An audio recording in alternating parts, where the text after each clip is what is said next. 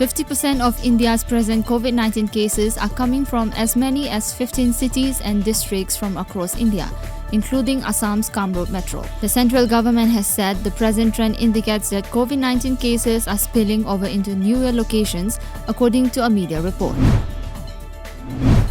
COVID-19 cases in India surged past 14.83 lakh with a single-day spike of 47,703 cases, according to figures released by the Union Health Ministry this morning. Of the total 14,83,156 cases, 4,96,988 are active, while 9,52,743 people have recovered from the disease. The total number of COVID-19 cases in Manipur has reached 2,286, with 51 more persons tested positive during the last 24 hours.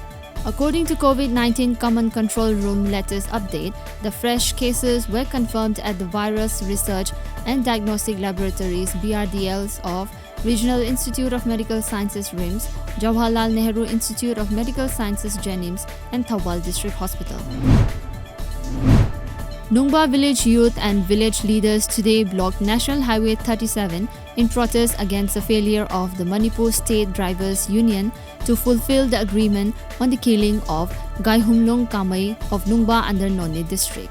A Tata truck mowed down Gaihumlung on January 28 along the National Highway. Mairapaibi volunteers today seized a huge quantity of illegal tobacco products worth Rs 5 crore in Luang Sangbam area of Imphal.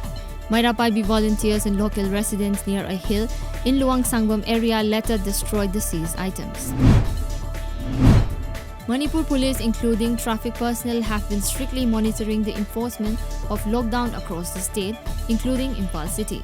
Personnel of Imphal West Traffic Police, Imphal Police Station Lamphel Police, and Singjamai Police today continued massive drive against lockdown violators since early morning at Kangla Gate, Khuyathong, Horipo Canteen Crossing, Tera Bazar, Kwakatel Crossing, Airport Area, and Kaisampat Junction, during which 43 individuals were detained and fined. Yaripok Singa Mathak Laikai residents have strongly condemned the brutal assault on Muhammad Dilawar, alias Dilar, aged 28 years, son of Muhammad Abdul Rashid, by a mob in Uchekon area in an alleged robbery case last evening.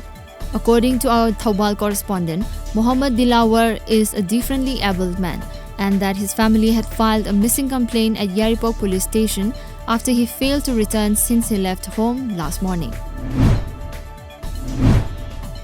Farmers in Jiribam district of Manipur have alleged that the Agriculture Department has not supplied high-yielding paddy seeds to them. According to our Jiribam correspondent, the local farmers even visited the concerned Agriculture Department to inquire about the matter, to which the officials said that Jiribam being listed under hill area, the provision for providing seeds and other related items to the district farmers have been cancelled. Congress workers in Guwahati started Save Democracy, Save Constitution campaign yesterday. The Congress workers staged a protest in front of Raj Bhavan, Guwahati. Assam Pradesh Congress Committee President Ripun Bora also took part in the protest. Bolstering ties with Bangladesh, India handed over 10 broad-gauge locomotives to Bangladesh yesterday. As per a media report, the locomotives were virtually flagged off to Bangladesh by the External Affairs Minister Dr. S. Jaishankar and the Minister of Railways and Commerce and Industry Piyush Goyal from New Delhi.